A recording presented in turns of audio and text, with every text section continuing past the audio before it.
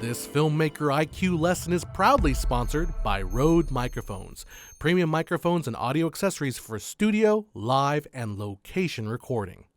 Hi, welcome to FilmmakerIQ.com. I'm John Hess, and today we'll set out on the task of answering the question, how do you measure an audience?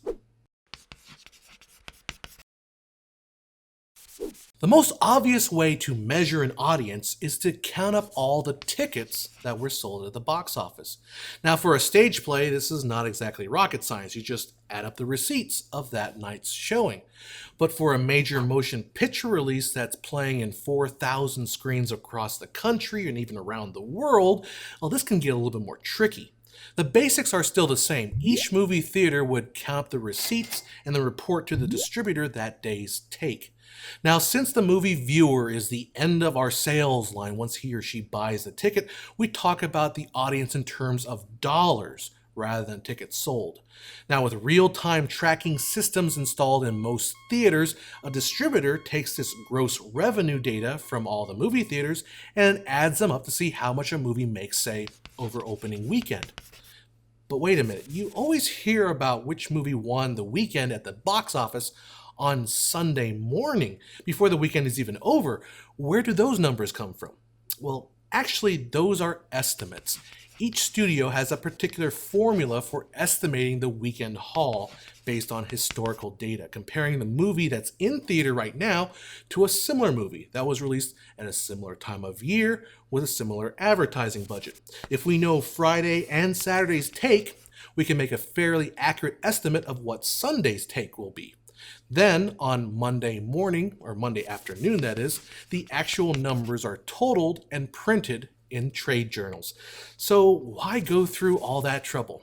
Well, one reason was to account for some of the movie theaters that didn't have real-time tracking.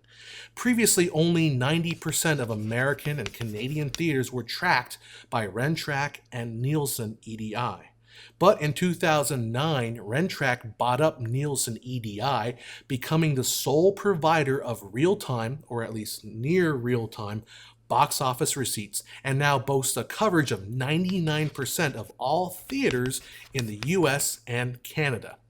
These results are purchased by the studios, and yet they still release box office predictions before the weekend is over. Why? Well, the answer may be buzz.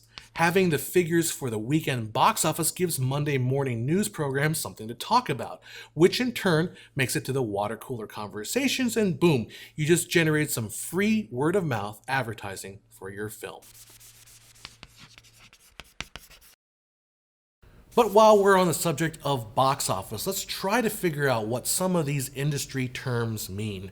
Now, this is a topic that can get extremely dense, and we'll probably do a video on budgetary numbers at some point, but I want to give you just a taste. So when you see these numbers, there's at least a little bit of context. And because there's a lot of money at stake, take these percentages and averages with a grain of salt, because there's a lot of creative accounting going on. Now, when the numbers are announced, they are gross numbers. That is the total amount of revenue generated before any expenses are subtracted. The first in line to get a cut of that gross is the exhibitor, the movie theater itself. Now, historically, in negotiating with a distribution company, a theater would determine its base cost of running the theater, called the nut. Then a sliding scale was negotiated, so that the distributor gets the majority share on opening weekend, upwards of 90% of the gross, then falling 10% every weekend. This creates an incentive for the studios to drive audiences to see a film on opening weekend, while incentivizing exhibitors to hold movies in theaters as long as possible, as they would make a bigger chunk of the movie ticket price on older movies. But with the shortening of the release window and competition between video on demand and streaming, recently exhibitors have moved more toward a split based on national box office results, with a straight-up split between 48 and 63% of the box office. The better the sales, the more the distributor takes. The result is movies go in and out of theaters quicker and pay off faster. 80% of the box office revenue for a film is generated in the first 2 weeks of the release. Now, because theaters are only making half on the movie ticket price, the real money in the theater business comes from the rather large markup on concession stand items. Popcorn and soda cost mere pennies to make, but the theater gets to keep 100% of those profits. So when you look at how much money a movie grosses, the first thing you have to do is cut that basically in half. That's how much the distributor gets. But wait, we're not even close to finding the net profit yet. According to Baseline Intelligence, a research firm for the entertainment industry, the 6 major studios spent an average of $37 million per picture for print and advertising in the year 2009. Now, that's only an average. The major tentpole films can spend upwards of $85 million. The print side, the P of the industry abbreviation P&A, covers the cost of creating actual film prints for distribution. 35mm film prints can range from $1,000 to $3,000 a piece, depending on the length of the film and the quality of the print. For a wide distribution of, say, 4,000 theaters, well, that can add up really fast, even with the quantity discounts that a studio can muster. Which is why, to the chagrin of Quentin Tarantino and Christopher Nolan, studios are pushing so hard for digital projection. According to the MPAA, traditional projectors make up 81% of the US market in 2009. But 4 years later, in 2013, that number is down to just 7.5%. The fast move to digital almost mirrors that of sound conversion and speed, although digital's drive was cost savings, and sound was a new dimension in storytelling. Still, prints only make up about 10% of P&A. The rest of that money is spent on advertising, and this is where it can get really complicated, even if not creative, with the numbers. In an increasingly media-saturated world, you really have to create near instant brand awareness of a film in just a matter of a couple weeks. And the only way to do that is through a well-crafted advertising strategy involving television, social media, and even billboard advertising. How that money is spent is where studios can inflate costs. For one, many studios are part of larger media conglomerates. Paramount is a subsidiary of Viacom, which owns CBS and a host of other cable channels. So buying airtime for a Paramount film from CBS is almost a money shell game with really no limit on the price. Well, creative accounting aside, according to Larry Gilbrandt, who wrote in The Hollywood Reporter, accounting that an average of 55% of a domestic sales go into exhibitors' pockets, the average 2009 movie release, again, we're talking about averages, had to do a gross of $186 million in domestic box office in order to recoup production and P&A costs. And that's not counting the percentages taken up by deals struck by producers, stars, and production companies. Now remember, these are all averages, but $186 million domestically is not something that the vast majority of movies are able to accomplish. But don't shed a tear for the studios just yet. There are several other windows for studios to earn money. First, through international box office receipts, which can sometimes dwarf domestic. Then through DVD, Blu-ray, streaming, video on demand, merchandising, and of course, licensing for television. I find it rather ironic that when television first hit the entertainment scene back in the 1950s, the movie studios hunkered down to do battle against this device that kept people at home and away from the theater. And then only a few years later, television became the savior of the movie business as a way to generate even more revenue. While TV signals are broadcast through the air from a broadcasting tower, anyone with an antenna, and now a digital decoder, can pick up the signal and watch. So how do we determine how big a TV audience is? Well, that question plagued Arthur C. Nielsen. In 1923, Nielsen started his company A.C. Nielsen with the purpose of selling engineering performance surveys. Soon his company was in the business of creating market research reports. In 1932, Nielsen began to track food and drug transactions, giving brands a way to determine their share of the whole market. The term market share, your piece of the industry, was coined at the Nielsen Company. In 1942, after the purchase of Autometer, Nielsen begins to track the popularity of radio station programs using sample of 1,000 homes. In 1950, Nielsen begins a service with television audiences. Now, a question you might have initially is how can a sample size of only 1,000 or so homes generate an accurate report of a population of, say, 10 million TV sets? Well, the answer to that is statistics. Obviously, the larger your sample size, the more accurate your results will be. If we poll the entire population, we will get a perfect breakdown, in theory. But polling an entire population isn't plausible for cost and time reasons, so we have to take a sample. Without getting too deep in the math, if your sample is truly random and free from bias, then you can calculate the margin of error, and in turn, it turns out that you really don't need that big a sample to get a margin of error down to 1 to 2%. But that's only if your sample is truly random, and that's not necessarily an easy task to accomplish. So to track television viewing habits, Nielsen relied on two methods of reporting. The first were diaries. These were paper logs of what you watched and how long you watched over a period of a week. But as you can imagine, diaries are prone to error, people forgetting to input data and even downright cheating and falsely reporting their viewing habits. The second method Nielsen used were set meters. These were devices installed on TVs of Nielsen families that recorded the use of the television and would telephone home base with the results every night. Now, set meters could record minute-by-minute data to track the viewing habits of a household without error, but the meter didn't know who, if anyone, was watching, only that the TV was on. In the 1980s, Nielsen added the people meter, which could now track the viewing habits of different individuals in a household. In the 1990s, the portable people meter came out, which listens for radio, television, and cable audio to report back, with the latest generation using wireless cell phone signals. Unfortunately, in a terrible missed opportunity, they made them black, so we'll never have the pleasure of saying one-eyed, one-horned, portable purple people meter. When you see Nielsen ratings for a national TV show, they are broken down into three figures: rating point, share, and viewers watching. In 2013, there was an estimated 115.6 million television households in the United States, called the universe. A national rating point is 1% of that, or 1.16 million households. To determine the rating point, we divide the number of viewers, called impressions, by the universe.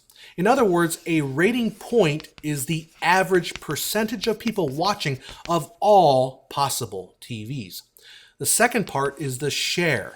That is the percentage of televisions that were in use during the time we're trying to measure. The share will always be higher than the rating. Viewers watching is an estimate based on how many people are watching per household. Now, this can vary from program to program. Imagine the difference between viewers per household of a latest guilty pleasure reality show versus an event sports game like the Super Bowl.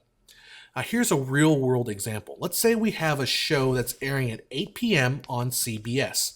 Its national rating is 2.8 with a 9 share, with an estimated 10.64 million viewers. That means 2.8% of all televisions are tuned into that program, which represents 9% of all televisions that are turned on at that hour. Now, let's compare that same channel to, say, 10 p.m., which has a rating of 3.4 and a 10 share, but only an estimated 9.29 million viewers. The number of viewers is down, and the share is higher because some of the people turned off their TV and went to bed. Of those people that are still watching, 10% are tuned into that channel, up from 9% at 8 p.m. But this only applies to viewers watching live. What about time shift watching, like on a DVR? Well, for this, Nielsen adds 3 more streams of data. There's live, live plus same day, and live plus 7 days. Services like TiVo have deals with Nielsen to provide this data to be included in their measurements. So now, what are sweeps? Well, the term dates back to 1954. Remember those paper diaries? Nielsen just didn't have the manpower to log all the paper diaries across the nation at the same time. Currently, they send out roughly 2 million of them in 210 television markets.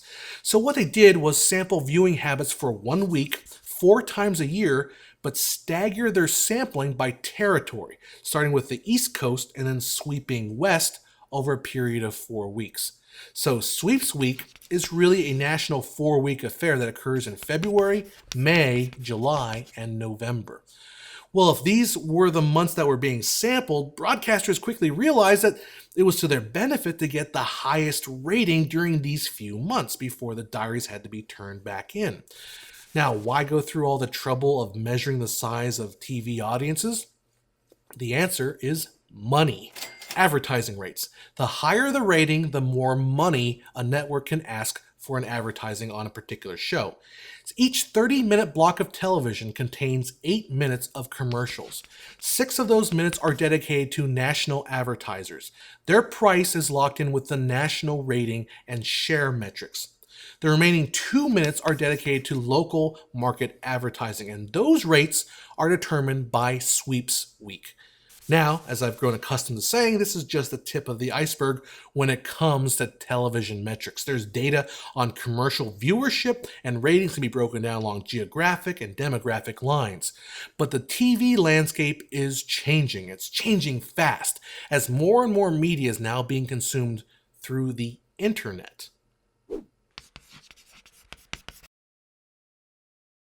Computers are quite simply amazing things for communication. All those problems we had with counting tickets at the box office or logging paper diaries at Nielsen are completely avoided with computers who can tirelessly sit and count views 24/7.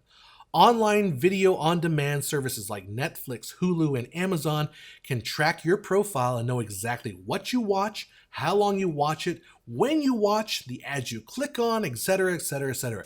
The information age isn't about information being at your fingertips. It's about using information we gather about you and what we do with it. But since you are paying for those legal streaming sites, there's not really a lot of incentive on your part to inflate your view count. But that's different when it comes to a monetized platform like YouTube. YouTube's parent company, Google, has been in a battle with black hat SEO and spammers for a long time. Google wants to make a better experience for the web user while selling you advertising, while black hat SEO and spammers want to generate as many clicks for a quick financial gain regardless of your user experience. On YouTube, views are like currency, and they really become currency through advertising.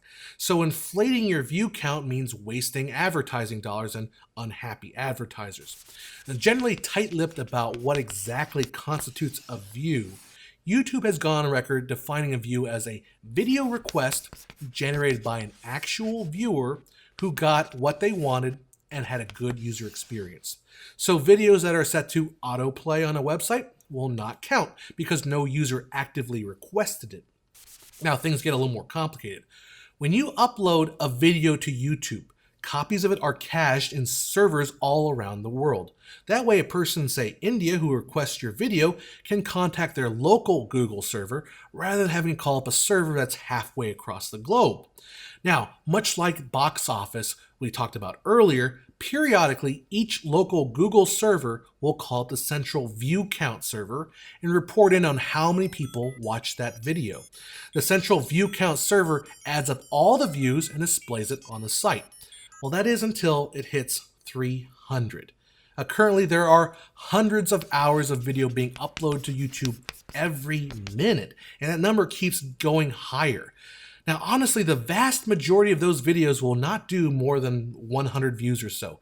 Even if monetization is enabled, these channels won't make a penny through advertising. So we really don't have to worry about using precise view counting on those videos.